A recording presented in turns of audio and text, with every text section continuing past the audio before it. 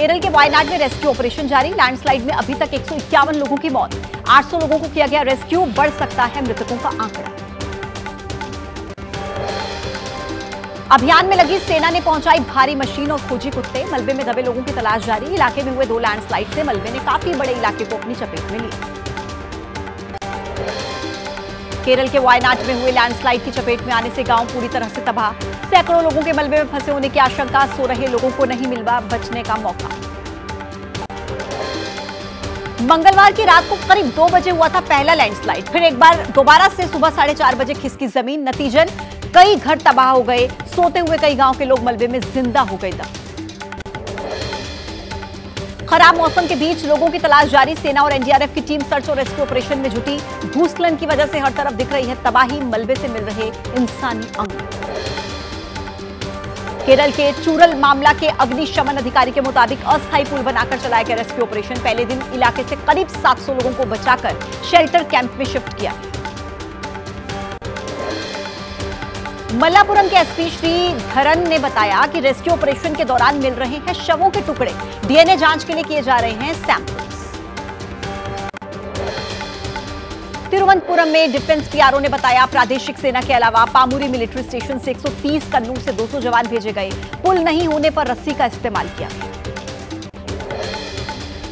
राहुल और प्रियंका गांधी आज नहीं जाएंगे वायनाड। कांग्रेस के सांसद केसी वेणुगोपाल ने कहा इलाके में चल रहे रेस्क्यू ऑपरेशन को देखते हुए लिया गया फैसला। कांग्रेस के नेता पवन खेड़ा ने वायनाड लैंडस्लाइड में मारे गए लोगों को श्रद्धांजलि अर्पित की। कहा पार्टी कार्यकर्ताओं को राहत के काम में मदद करने के निर्देश दिए। केरल के मुख्यमंत्री पिनराई विजयन ने कहा वायनाड में लैंडस्लाइड एक दिल दहला देने वाली आपदा। घटना में बचाए गए लोगों का अस्पताल में इलाज जारी। केरल के मुख्य सचिव वी वेणु ने कहा कि कई लोगों के लापता होने की खबर है। बढ़ सकती है हताहतों की संख्या। रेड अलर्ट होने की वजह से उड़ान नहीं भर पा रहे हैं हेलीकॉप्टर। वायनाड में भारी बारिश की वजह से खिसकी जमीन। मलबे में बहे कई लोगों के शव पास की नदी से बरामद हुए। मलबा आने की वजह से नदी ने भी बदला अपना रास्ता। मुख्यमंत्री पी विजयन ने से पीएम मोदी, नेता प्रतिपक्ष राहुल गांधी ने ली हादसे की जानकारी। घटना पर दुख जाहिर किया। हर संभव मदद का भरोसा दिया। फायर ब्रिगेड के 321 लोगों के साथ साथ एनडीआरएफ के करीब 200 लोगों ने वायनाड में संभाला मोर्चा। सेना वायुसेना के जवान भी रेस्क्यू ऑपरेशन में जुटे। करीब 41 रिलीफ कैंप्स में लोगों को शिफ्ट किया गया। कोझिकोड जिले में मलबा आने से नदी किनारे बने कई घर तबाह हो गए। लैंडस्लाइड की वजह से मलयंगाड़ का पुल बह गया। तटीय इलाकों के कई लोग फंसे। सेना लैंडस्लाइड से प्रभावित इलाकों में चला रही है राहत और बचाव अभियान। मेडिकल एड पोस्ट के जरिए की जा रही है मदद। ईटीएफ लगातार अस्थायी पुल बनाकर प्रभावित इलाकों में पहुंच रही है। दिल्ली में यूथ कांग्रेस के कार्यकर्ताओं ने निकाला कैंडल मार्च। झारखंड ट्रेन हादसा, वायनाड भूस्खलन, कोचिंग सेंटर में हुए हादसे को लेकर निकाला गया कैंडल मार्च। केरल सहित देश के कई इलाकों में भारी बारिश का अलर्ट। मौसम विभाग ने कहा उत्तर पश्चिम में तेज बारिश होगी। पंजाब, हरियाणा, दिल्ली सहित कई इलाकों में भारी बारिश की संभावना। केरल के कोझिकोड में भारी बारिश से मुसीबत बढ़ी। नहर नदियां हुई ओवरफ्लो। डैम को लेकर प्रशासन ने किया अलर्ट जारी। उत्तराखंड के बूढ़ा केदार इलाके में बादल फटने और लैंडस्लाइड की चपेट में आने से पूरा गांव तबाह। पीड़ित परिवारों से मिले धामी। इलाके का किया गया एरियल सर्वे। उत्तराखंड के उत्तरकाशी जिले के कई गांवों में बादल फटने से भारी नुकसान। घटनास्थल का प्रशासनिक अधिकारियों ने दौरा किया। नुकसान का किया आंकलन। उत्तराखंड के 3 जिलों में आज स्कूल बंद। देहरादून, टिहरी, नैनीताल जिले में जारी किए गए आदेश। मौसम विभाग का कल तक के लिए भारी बारिश का अलर्ट जारी। करगिल जिले के खवास गांव में फ्लैश फ्लड से तबाही। मौके पर पहुंची पुलिस और एनजीओ की टीम। कुछ घरों को पहुंचा नुकसान, लेकिन खेतों बगीचों को भारी नुकसान भी पहुंचा। हिमाचल प्रदेश के कुल्लू में आधी रात को फटा बादल। कई घर चपेट में आए। देर रात लोगों को सुरक्षित जगहों पर शिफ्ट किया। उज्जैन में शिप्रा नदी में आई बाढ़। घाट के सारे मंदिर जलमग्न। प्रशासन के अलर्ट के बाद घाटों पर पूजा अर्चना बंद की। मध्य प्रदेश के कटनी जिले में मूसलाधार बारिश से उफान पर नदियां। जान जोखिम में डालकर पार करते दिखे युवक। आसपास के रास्ते भी पानी में डूबे। गुजरात के बनासकांठा में बारिश ने हालात बिगाड़े। सड़क पर पानी भरने से लोगों को दिक्कत, चारों तरफ भरा पानी। गुजरात के वलसाड में हुई भारी बारिश, सड़कों पर घुटनों तक भरा पानी। बारिश के कारण पानी में फंसी कई गाड़ियां। वाराणसी में तेजी के साथ बढ़ रहा है गंगा नदी का जलस्तर। घाटों की कई सीढ़ियां गंगा के पानी में डूबी। दशाश्वमेध घाट पर की जाने वाली आरती की जगह को बदला गया।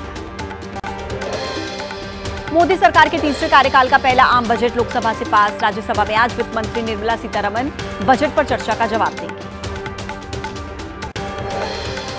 कांग्रेस संसदीय दल की आज बैठक। सोनिया गांधी मीटिंग को संबोधित करेंगे। सुबह 9:30 बजे संसद भवन परिसर में होगी बैठक। कांग्रेस ने बजट बहस पर वित्त मंत्री के जवाब के दौरान प्रधानमंत्री की अनुपस्थिति पर सवाल उठाए। पूछा, क्या यही संसदीय आचरण का मानक है? संसद में बजट पर चर्चा के दौरान बीजेपी के सांसद अनुराग ठाकुर का राहुल गांधी पर जाति वाला वार। बोले, जिनकी जाति का पता नहीं वो करते हैं जाति जनगणना की बात। पीएम मोदी ने अनुराग ठाकुर के लोकसभा में दिए गए भाषण की तारीफ की। कहा, इंडी गठबंधन की गंदी राजनीति को उजागर किया गया। साथ ही लोगों से इसे सुनने की भी अपील की। राहुल गांधी ने भी किया पलटवार। बोले, देश में दलितों, आदिवासियों, पिछड़ों की बात उठाने पर गाली खानी पड़ती है। मैं गालियां खाऊंगा लेकिन जाति जनगणना करवा कर रहूंगा। अनुराग ठाकुर के बयान से तिलमिलाए राहुल। कहा, अनुराग ठाकुर ने मुझे गाली दी है, मुझे अपमानित किया, मगर मुझे अनुराग ठाकुर से कोई माफी नहीं चाहिए। मैं लड़ाई लड़ रहा हूं। संसद में राहुल गांधी के बचाव में खड़े हुए अखिलेश यादव अनुराग ठाकुर से बोले, आप किसी की जाति नहीं पूछ सकते। बीजेपी को बताया आरक्षण के खिलाफ। मल्लिकार्जुन खड़गे का बयान। बोले, कांग्रेस किसी भी जातिवादी गाली को सुनने के लिए तैयार, लेकिन जाति जनगणना लागू करने के लिए हम अटल हैं। प्रियंका गांधी ने अनुराग ठाकुर के बयान को देश की 80% आबादी के साथ जोड़ा। पूछा कि अब देश की संसद में देश की 80% जनता को क्या गालियां दी जाएंगी? शहादत है राहुल गांधी की जाति। कांग्रेस के नेता पवन खेड़ा ने अनुराग ठाकुर के बयान पर यह जवाब दिया। कहा, गांधी परिवार को जितनी गाली दें, भारत में जाति जनगणना होकर ही रहे। आरजेडी के सांसद मनोज झा ने भी जाति जनगणना करवाने की वकालत की। उन्होंने बोला, प्रधानमंत्री मोदी अगर इस मुद्दे पर टालमटोल करते रहे तो 240 सीटों से 40 सीटों पर आ जाए। बीजेपी के सांसद मनोज तिवारी का राहुल पर हमला। कहा, राहुल गांधी को उड़ता तीर लेने की आदत है। अनुराग ठाकुर ने किसी का नाम नहीं लिया। उत्तर प्रदेश के अमरोहा पहुंचे आरएसएस चीफ मोहन भागवत का बड़ा बयान। कहा, देश और धर्म एक ही है। एक सवाल के जवाब में उन्होंने ये भी कहा कि संघ मिलकर प्रधानमंत्री बनने का फैसला लेते हैं। केरल के पलक्कड़ में 31 अगस्त से होगी बीजेपी और आरएसएस की बैठक। 3 दिनों तक चलने वाली इस मीटिंग में बीजेपी के अध्यक्ष जेपी नड्डा और संगठन मंत्री बीएल संतोष भी होंगे शामिल। दिल्ली के जंतर मंतर पर विपक्ष का प्रदर्शन। सुनीता केजरीवाल का बड़ा आरोप। कहा, दबाव के तहत हुई केजरीवाल की गिरफ्तारी, बिना किसी सबूत के उन्हें जेल में रखा। विपक्ष की रैली में अखिलेश यादव का बड़ा बयान। कहा, झूठे आरोप में विपक्षी नेताओं को फंसाने वाली एजेंसियों को सरकार में आने के बाद खत्म कर देंगे। उद्धव गुट के सांसद संजय राउत का बीजेपी पर हमला। कहा, इन लोगों ने सीएम अरविंद केजरीवाल को जेल में नहीं डाला, देश के लोकतंत्र को जेल में डाला। इंडिया गठबंधन के धरने पर बीजेपी का पलटवार। वीरेंद्र सचदेवा बोले, भ्रष्ट व्यक्ति को बचाने के लिए बाकी भ्रष्ट पार्टियां साथ आई। केजरीवाल पर है घोटाले का आरोप। उद्धव ठाकरे ने महाराष्ट्र चुनाव को लेकर कसी कमर। आज पार्टी के शाखा प्रमुखों के साथ बैठक होगी। विधानसभा चुनाव की तैयारियों का लेंगे जायजा। राजस्थान में आज नए राज्यपाल हरिभाऊ किशन-राव बागड़े लेंगे शपथ। शाम को 4 बजे राजभवन में शपथ ग्रहण समारोह होगा। वो कलराज मिश्र की जगह लेंगे। यूपी विधानसभा में लव जिहाद से जुड़ा बिल पास। आजीवन कारावास, जुर्माने का भी प्रावधान। महाराष्ट्र और तेलंगाना में भी ऐसा ही कानून बनाने की मांग।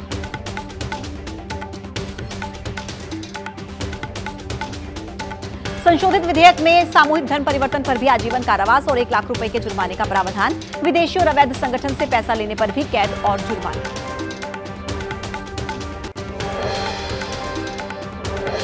यूपी सरकार के मंत्री ओपी राजभर ने कहा, विपक्ष मुसलमानों को गुलाम बनाए रखने के लिए करता है बयानबाजी। योगी शासन के दौरान 51 मुसलमान बने आईएएस। लव जिहाद बिल पर अखिलेश यादव ने पूछा कि बीजेपी से और क्या उम्मीद करेंगे, ये नौकरी नहीं देंगे। देश से अब खत्म होने जा रही है सांप्रदायिकता की राजनीति। महाराष्ट्र के उद्योग मंत्री और शिवसेना नेता उदय सामंत का बयान, लव जिहाद पर महाराष्ट्र में भी कानून बनना चाहिए। यूपी सरकार जैसा कानून बने, हम समर्थन करेंगे। तेलंगाना से बीजेपी विधायक टी राजा ने कहा कि हर राज्य में बनना चाहिए लव जिहाद पर यूपी जैसा ही कानून। हर राज्य के मुख्यमंत्रियों को मुख्यमंत्री योगी से प्रेरणा लेने की जरूरत है। अयोध्या में महंत सत्येंद्र दास ने लव जिहाद पर कड़ा कानून बनने पर खुशी जाहिर की। कहा, यह बिल हमारे लिए बहुत महत्वपूर्ण, क्योंकि लव जिहाद हमारे देश के लिए है खतरनाक।